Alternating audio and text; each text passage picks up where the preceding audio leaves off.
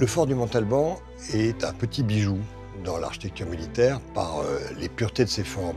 Il devait être très spectaculaire à l'origine parce qu'effectivement il était enduit de blanc, donc il devait se voir de partout, quoi. Le fort du Montalban est moderne parce que c'est typiquement la transition du début de la fortification bastonnée, où on passe du Moyen-Âge avec ses tours à une forme très pointue en étoile qu'on va construire pendant tout le XVIe siècle. Inventé en Italie au début du XVIe siècle, le fort à bastion répond au développement de l'artillerie et à l'apparition du boulet de canon métallique. Désormais, les canons sont en mesure de tirer jusqu'à 800 mètres et de détruire les murs d'une fortification médiévale à 50 mètres de distance. Quand l'artillerie à poudre arrive dans l'art de la guerre, les tours en maçonnerie creuse, couronnées de machicoulis, tombent comme château de cartes. Le fort bastionné, c'est vraiment l'adaptation d'un programme architectural à une innovation technique. C'est la fin du château médiéval, parce que ce château, qui était essentiellement composé de tours rondes ou carrées, ne résiste pas à la nouvelle artillerie. Donc, on va être obligé de substituer une autre technique, la technique du rempart. Contrairement à la muraille en pierre de grande hauteur des châteaux médiévaux, le rempart des forts modernes est un mur plus bas, rempli de terre, conçu pour absorber les chocs les plus violents. Celui du fort Montalban mesure 11 mètres de haut. Au fort du Montalban, nous avons deux murs parallèles, un mur extérieur et un mur intérieur. Les murs extérieurs font à peu près 1 mètre, 1,50 m de large. Et à l'intérieur, on va avoir 4 ou 5 mètres de blocage. C'est de la terre, de la pierre qui est tassée et qui va servir d'amortisseur. Le boulet de canon va casser peut-être la partie externe, mais ne pourra jamais traverser 4 mètres de terre. Et la conception du rempart construit en calcaire local, extrait à 200 mètres de là, cache encore d'autres caractéristiques techniques pour résister efficacement à l'artillerie. Hormis l'épaisseur des murs avec la construction en blocage, les ingénieurs italiens, notamment milanais, vont étudier le fruit des murs, c'est-à-dire la pente, et vont concevoir une pente spécifique qui va permettre au boulet de canon de ricocher. Donc d'éviter que le boulet ne donne sa pleine puissance sur la structure. Mais en cas de siège, le meilleur moyen de protéger la forteresse de la puissance de cette nouvelle artillerie est encore de maintenir l'ennemi à distance. Pour cela, les architectes militaires italiens ont une idée révolutionnaire. Remplacer les tours rondes des forts médiévaux par des bastions. Des ouvrages pentagonaux rattachés aux courtines. Les bastions servent à protéger les différentes parties du fort et à opérer ce qu'on appelle des tirs croisés. Chaque bastion protège l'autre. C'est la protection mutuelle. Le bastion, par exemple, de Nice est défendu par le bastion de Villefranche pour que depuis chaque bastion, aucune portion de la base du rempart ne puisse être cachée. C'est ça la défense latérale. Il ne doit pas y avoir d'endroit qu'on ne voit pas pour pouvoir y mettre, par exemple, une mine et faire s'écrouler le rempart. L'assaillant ne peut donc s'approcher du fort qu'au prix de lourdes pertes matérielles et humaines. La vocation d'un fort bastionné, c'est surtout de créer ce que les militaires appellent un abcès de fixation. C'était l'idée de fixer l'adversaire. Une fortification ne sert pas à gagner la guerre. Une fortification sert à gagner du temps et à économiser des hommes.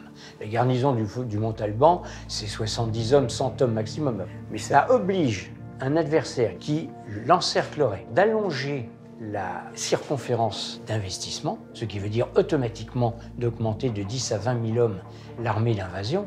Et deuxièmement, ça permet de gagner du temps. L'idée, c'est justement de résister au siège pour permettre la mise en place de défense principale et surtout l'envoi d'une armée de secours. Le fort est donc pensé pour garantir aux soldats une autonomie prolongée.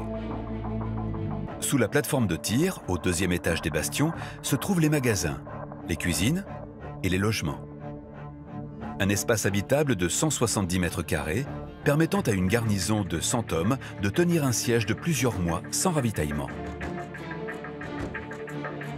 Pour durer, c'est toujours pareil, il faut déjà avoir les moyens de durer, c'est-à-dire que tout est prêt, il y a suffisamment d'armes à feu, les canons sont approvisionnés en poudre, en boulets, etc. Donc déjà être préparé. Les vivres sont également en bonne condition de conservation. Il faut prévoir aussi l'eau. L'eau, c'est l'élément clé puisqu'on peut se passer de manger pendant plusieurs semaines.